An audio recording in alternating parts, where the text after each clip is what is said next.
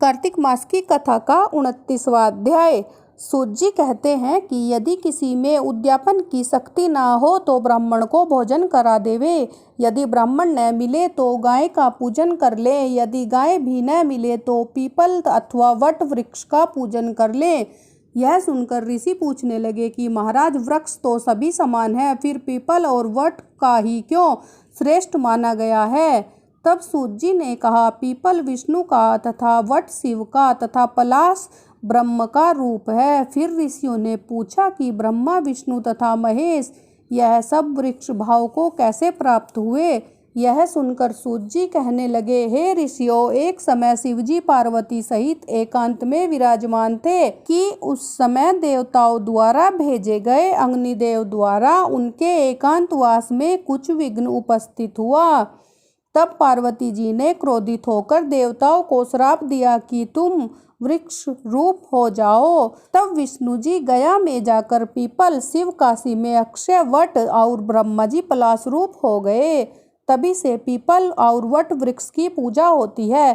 तब ऋषियों ने पूछा कि रविवार को पीपल का पूजन नहीं होता और शनिवार को अवश्य होता है, इसका क्या कारण है? ये भी कृपया करके कहिए। सूत जी कहने लगे, हे ऋषियों, समुद्र मंथन के समय जब 14 रत्न समुद्र से उत्पन्न हुए तब श्री विष्णु भगवान ने कौस्तुभ मणि तथा लक्ष्मी जी को स्वयं ग्रहण कर लिया।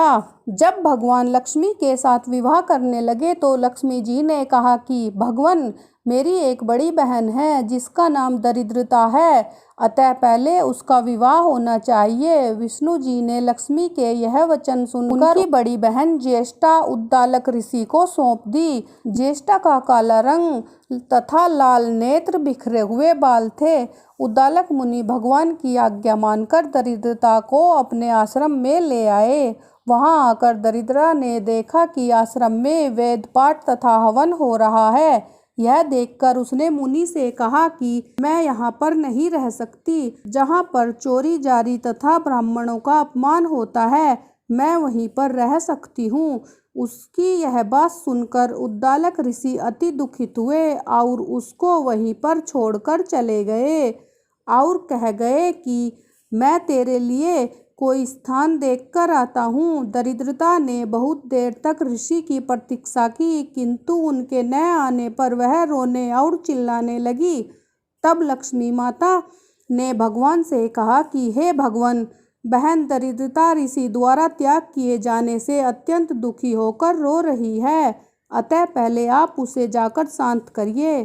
तब भगवान लक्ष्मी सहित वहां पर आए और कहने लगे कि तुम पीपल में निवास करो, पीपल हमारा ही अंश है। जो कोई कार्तिक सुदी पूर्णमासी को पीपल का पूजन करेगा वह तुमको ही प्राप्त होगा और उसके यहाँ लक्ष्मी का वास होगा।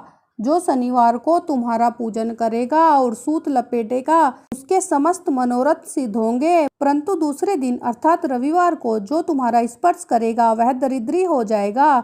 इतना कहकर भगवान अंतर्ध्यान हो गए। सूत जी कहते हैं, जो कोई इस कथा को कहता या सुनता है उसको प्रयाग तथा बद्रिक आश्रम तीर्थ जैसा फल मिलता है। दोस्तों, आगे भी ऐसी कथा सुनने के लिए वीडियो को लाइक और चैनल को सब्सक्राइब जरूर करना। धन्यवाद।